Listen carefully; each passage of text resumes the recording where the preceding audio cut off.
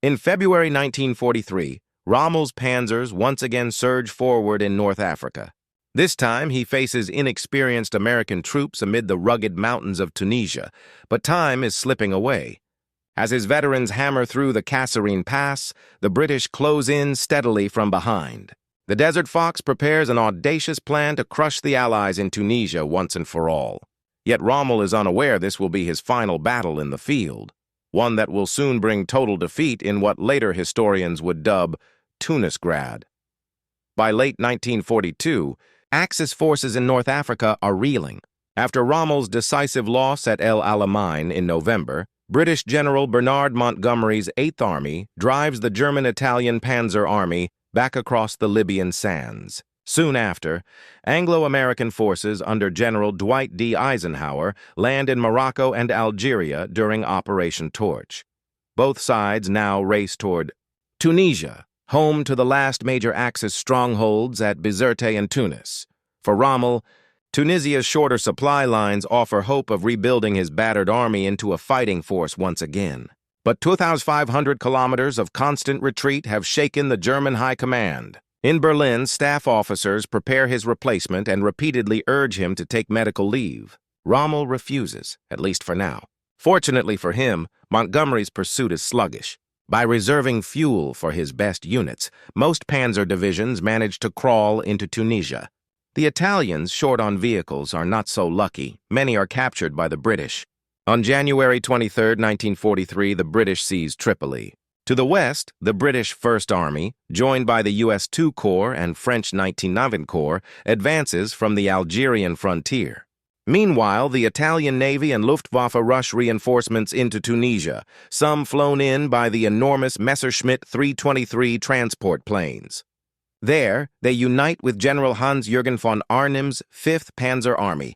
Combined with Rommel's Panzer Armee, the Axis now field 104,000 Germans and 74,000 Italians in or around Tunisia by late January 1943. Yet both armies are under-equipped. Rommel's force has lost 2/3 of its armor and half of its guns during the retreat. Only around 800 Luftwaffe aircraft remain to provide limited air cover. Tunisia, however, offers a different kind of battleground than Libya's open dunes, full of mountains, passes, and salt marshes that hinder rapid movement. Though cornered, Axis troops still threaten the overextended Allies, delaying capture of the ports in late 1942.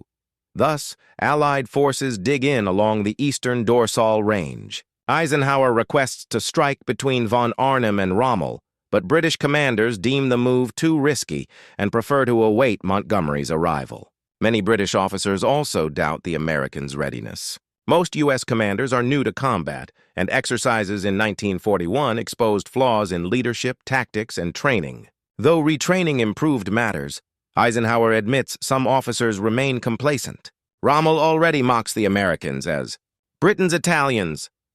The Axis intend to hit the Allies in the west before Montgomery can reach Tunisia from the east in early March. Von Arnim has already tasted success against U.S. and French units and believes he can deliver a heavy blow in southern Tunisia. When Rommel arrives, the Germans form a two-pronged plan. Operation Frühlingswind, Spring Breeze, will send Arnim's 10th and 21st Panzer divisions against the exposed U.S. positions at Sidi Bou Zid, a key supply hub and command post for the U.S. 1st Armored Combat Command A. Once von Arnim ties down U.S. forces, Rommel's Panzer Army will launch Operation Morgenluft, Morning Air, striking swiftly from Gabes to Gafsa and through U.S. lines around Kasserine. But tensions simmer at German headquarters. Rommel and von Arnim clash personally, forcing overall Commander Albert Kesselring to mediate. Neither operation has a fixed end. Plans will evolve based on early success. On February 14th, von Arnim opens Frühlingswind, with 2 armored groups storming out from Faid. Backed by artillery and Stuka dive bombers, the panzers overwhelm the inexperienced Americans near Sidi Bou Zid. Trapped atop 2 hills, U.S. infantry cannot coordinate or retreat. With communication failing, Colonel Thomas Drake of the 168th Infantry Regiment scrawls a desperate message on toilet paper. Enemy surrounds 2nd Battalion on Matlisuda. Shelled, dive-bombed, tank attack. Germans have full control, ground and air. Holding my command post for now. Without immediate air or armor support, infantry losses will be immense. Kelly 194. But U.S. forces are scattered, and their commander, Lieutenant General Lloyd Fredendall, sits over 100 kilometers away in Tebessa. On February 15th, Sherman's and Stuart's of the 1st Armored Combat Command attempt to counterattack the seasoned German panzers, with disastrous results. Airburst shells force American tank commanders to duck inside their turrets, blinding them and slowing their response. Lieutenant Kurt Wolff later recalled, "Scarcely had our first shells fired when the first 3 enemy tanks were burning. Soon, at least 15 tanks blazed before us, and the rest withdrew." The battalion commander, laughing like a boy, went from unit to unit asking, "Did you see that? Ever seen anything like that?" Kelly 206. The panicked retreat turns into a full-scale rout as U.S. troops abandon their lines in chaos.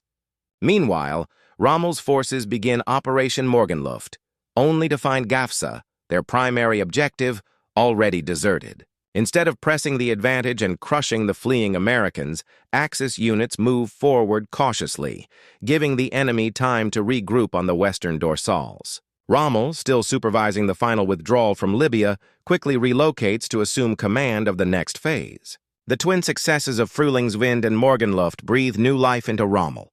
He now envisions an ambitious plan to trap Allied forces in western Tunisia. If granted control of all of von Arnim's armor, including the powerful Tiger tanks, Rommel believes he can smash through Kasserine Pass, seize the U.S. supply hub and headquarters at Tebessa, and then, fueled by captured stores, drive 225 kilometers to Bone on the Algerian coast, effectively surrounding the Allied armies. Eagerly, he forwards his proposal to Kesselring and the Italian Commando Supremo.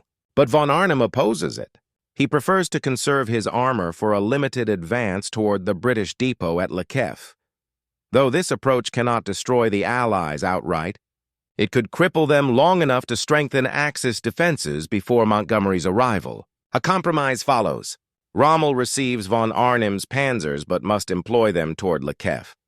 His plan, Operation Sturmflut, Storm Flood, is scheduled for February 19th.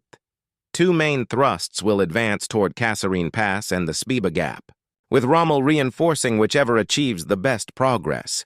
Yet Rommel remains dissatisfied. As he later wrote, "At times our superiors were so recklessly overconfident they scarcely knew what to demand next. But when a little boldness was truly needed, they lacked the courage to make a clear decision." Kelly 229. Defending Kasserine is a fragile U.S. line under Colonel Alexander Stark. Fredendall's vague orders invoke a famous Civil War hero. "Go to Kasserine at once and pull a Stonewall Jackson." Citino 94. But Stark's troops are largely construction men with no combat experience. They hastily dig defenses and lay 3,000 mines, many scattered across the road itself. They are supported by a French horse-drawn battery of 75mm guns, while stronger Allied tank units stay in reserve, wary of another Sidi Bouzid disaster. Initially, Rommel attempts a direct assault through the valley, but French artillery and American machine guns repel the first push. German officers order panzer grenadiers to climb the heights and clear the defenders. Both flanking attacks begin well, but lacking air and artillery support soon falter. Still, despite the stubborn defense, Axis troops make slow progress. Fredendall even prepares to evacuate his headquarters at Tebessa. Meanwhile, the German advance on Spiba collapses. British and U.S. anti-tank guns halt the offensive cold. Rommel shifts his focus back to Kasserine, reinforcing the effort with newly arrived Nebelwerfer rocket batteries. By nightfall on February 20th, U.S. troops withdraw, leaving their armor behind. The French, out of ammunition, spike their guns and retreat. Nothing now bars Rommel's panzers, which punch through the pass and annihilate a small British armored detachment sent to block them. Flushed with victory, Rommel divides his force into 3 spearheads, striking toward Tebessa, Thala, and Spiba. But the Axis offensive is losing momentum, while fresh Allied reinforcements, with superior armor and artillery, rush to the front. By dividing his strength, Rommel has weakened his own blow. Though German units briefly reach Thala, Allied material advantage soon reverses the tide. By February 23rd, under clear skies that grant Allied air forces freedom to strike, Rommel accepts that Le Kef is beyond reach and calls off the attack. The Battle of Kasserine Pass ends as a mixed failure for both sides. The Germans break through, but the broader plan collapses. American leaders are deeply disappointed. Many blame Fredendall for staying bunkered instead of directing his men decisively. He is soon replaced by General George S. Patton. Historian Robert Citino observes, although blaming the general is the simplest form of military history, it's sometimes unavoidable. The evidence against Fredendall is overwhelming. Citino 97. Others see the defeat as symptomatic of the rapid expansion of a small peacetime army, untested officers, weak coordination, and evolving tactics. Still, despite inexperience, American soldiers had performed respectably against hardened German veterans. Even Rommel admitted it himself. Die Amerikaner hatten sich vorzüglich geschlagen. The Americans fought excellently. Citino 97. Rommel, however, faced criticism too, notably for dividing his forces and attempting rapid drives through rough mountain terrain. Given his Alpine experience in World War I, some historians find it surprising he didn't first clear the high ground before his armor pushed through. Yet Rommel likely felt he had no time to spare, with Montgomery's Eighth Army closing fast from the east. His fraught relationship with von Arnim further undermined the campaign. Rommel was enraged to discover von Arnim had withheld half of the 10th Panzer Division, keeping all the Tigers for his own failed assault on February 26th, where he lost 15 of 19. Losses like these were catastrophic. By March, the Germans received only 29,000 tons of supplies out of the 140,000 required, while the U.S. alone delivered 400,000 tons. What remained of the Axis army in Africa would now have to face Montgomery's Eighth Army in the east. Rommel hurriedly redeployed to the Mareth line to confront his old adversary. Rommel disliked the new position, a chain of outdated French fortifications, but Berlin demanded he hold Tunisia at all costs. Hitler promised new weapons and reinforcements. Yet Rommel now had only 160 tanks, mostly Italian, against Montgomery's 800. The Luftwaffe, crippled by losses and fuel scarcity, was nearly gone from Tunisian skies. Knowing Montgomery's strength grew daily, Rommel ordered a spoiling attack to disrupt British preparations for March 6th. However, Rommel's subordinates strike south, dismissing his advice to advance along the coast. Yet Montgomery's entrenched tanks and anti-tank guns, including the lethal 17-pounders, are ready for them. The fools came straight at us, didn't they? Some of us who'd fought in the early desert days expected a Rommel flanking move, something clever. It never came. They just kept charging across the flat. Watson 109. Montgomery summed it up more sharply. The Marshal has made a right mess of it. Citino 100. Though only 94 Axis soldiers fall, Rommel loses as many as 56 tanks, his final action in North Africa. On March 9th, the Desert Fox concedes and takes sick leave in Germany. Montgomery strikes on March 16th with a frontal attack supported by a sweeping flank, manned largely by New Zealand, Indian, and French Senegalese troops. The frontal assault achieves brief success, crossing the Wadi Zagao, but the bridgehead soon collapses under fierce counterfire and heavy losses. Irritated, Montgomery turns his focus to the flanking push. Indian units use their mountain experience to traverse rough terrain and strike from behind the Mareth line, while the New Zealand Corps drives deeper into the Axis rear, breaching the defenses on March 26th. Rommel's successor, General Giovanni Messe, withdraws to the Wadi Akarit line. But Allied artillery, infantry charges, and mountain infiltration smash through his positions. The Axis situation is now desperate. Hitler still imagines Tunis and Bizerte as fortresses that will bleed the Allies dry and stall an invasion of Europe. But morale and materiel are collapsing. By April, von Arnim's 5th Panzer Army fields 150,000 men and 150 tanks against 210,000 Allied troops and 1,200 tanks. Patton retakes Gafsa and Sened Station, eventually linking with the 8th Army on April 7th. The British now assault the new Axis line at Enfidaville. Initial attacks falter, but mountain troops, Gurkhas among them, supported by precise, overwhelming artillery fire, finally break through.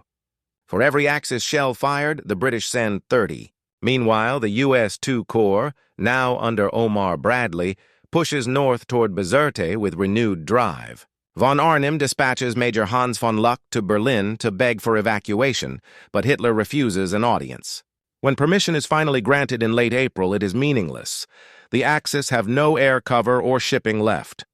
On May 7, 1943, the Allies seize Bizerte and Tunis. 6 days later, Axis forces capitulate, tens of thousands laying down their arms. Many are Italian support and colonial units, but others are veterans of Germany's famed 15th, 21st Panzer and 90th Light Divisions, surrendering to the last man. Even remnants of the elite Hermann Göring Division are captured, though a handful escape to Sicily. Almost instantly, Allied troops nickname the campaign Tunisgrad, comparing it to Stalingrad, not only for the savage fighting but for the decisive scope of victory and the huge number of prisoners taken. Tunisia was no easy triumph, and the debacles at Sidi Bou Zid and Kasserine Pass lingered in British minds, coloring their view of the Americans. Altogether, the Allies lost 70,000 men in Tunisia, including 2,715 U.S. dead, 9,000 wounded, and 6,500 missing or captured in their first major theater. These losses pale beside those at Stalingrad, yet form a major share of the 240,000 Allied casualties suffered in North Africa since 1941. Axis losses reached 62,200, with 12,200 dead, far fewer than in the East, but still disastrous. Like Stalingrad, Tunisia saw the destruction of a trapped Axis force exceeding 250,000 men. Army Group Africa may not have been as vital to Hitler's strategy as the Sixth Army, but it remained a vast investment of manpower and resources. Its loss wiped out tens of thousands of seasoned soldiers and critical equipment Germany could ill afford to spare. Transport aircraft once intended for Stalingrad had been diverted to Tunisia, leaving neither front adequately supplied. The Luftwaffe, drained by Tunisia and the Mediterranean campaign, lost 41% of its total strength. The victory was absolute. The Axis would never again threaten Africa, nor even contemplate it. From now on, Germany would fight defensively to protect what remained. Allied morale, especially British, surged after the grim years of 1939 to 41. Despite setbacks like Kasserine, the Allies were refining a modern doctrine combining mechanization, logistics, and detailed operational planning, turning industrial strength into battlefield dominance. At the same time, the German art of war was beginning to unravel. Ofträg's tactic, the principle of flexible mission command, proved powerless against Allied firepower and material weight. It had served well early in the war against untested foes, but the Allies' method left no gaps for exploitation. Historian Paddy Griffith observed, German tacticians might sneer that U.S. methods were rigid, plodding, and obsessed with material superiority, just like Montgomery's in truth. Yet the fact remained, the Germans could not win such a battle. Griffith, 55. The remainder of 1943 would only make that reality more apparent. Having explored Rommel's final campaign of the war, you may also want to see Montgomery's last. In 1945, his 21st Army Group faced the Rhine north of the Ruhr, the final great set piece of the Western Front. The Allies had fought from the Dutch frontier to the last natural barrier before Germany's heartland. To learn more about this often overlooked operation, watch Rhineland 45, our 5-part, 3.5-hour documentary on the Rhine battles. Shot on the original battlefields, featuring maps, animations, veteran accounts, and insights from historians like Christoph Bergs and David Willey of the Tank Museum. Rhineland 45 is the definitive account of the campaign. Because it shows the war as it truly was, the series isn't on YouTube. It would be demonetized instantly. Instead, it's available on Nebula, the streaming platform we built with other creators. On Nebula, we can tell history freely, without algorithmic limits or advertiser pressure, and every view directly supports us. The videos are ad-free, often released early, and if you join via WW2 by Real-Time History, you'll save 40% on an annual subscription, just $30 a year. There you can also watch our Red Atom series on the Soviet nuclear program, plus creator-led classes including my full breakdown of how real-time history documentaries are made. Again, that's Nebula.tv Real-Time History, supporting us directly while unlocking everything we produce. All sources for this episode are listed in the description. If you're watching on Nebula or Patreon, thank you. We couldn't do this without your support. I'm Jesse Alexander, and this has been a real-time history production, the only history channel that usually doesn't make a balls of it. Would you like me to keep this exact rewriting tone and structure for the next parts too? It's clean, documentary style, historically authentic, same flow. You said rewrite this title Rommel's Last Battle in North Africa. Tunisia 1943, 4K, WW2 documentary. ChatGPT said, here are several rewritten title options in the same documentary style. You can pick based on tone preference. 1. Rommel's Final Stand. The Battle for Tunisia, 1943, WW2 documentary in 4K. 2. The Desert Fox's Last Battle, Tunisia, 1943, WIA documentary 4K. 3. Tunisia, 1943. Rommel's Last Fight in North Africa, WW2 documentary 4K. 4. End of the Desert Fox. Rommel in Tunisia, 1943, 4K WWE documentary. Rommel's Defeat in Tunisia, The End of the North African Campaign, WW2 documentary 4K,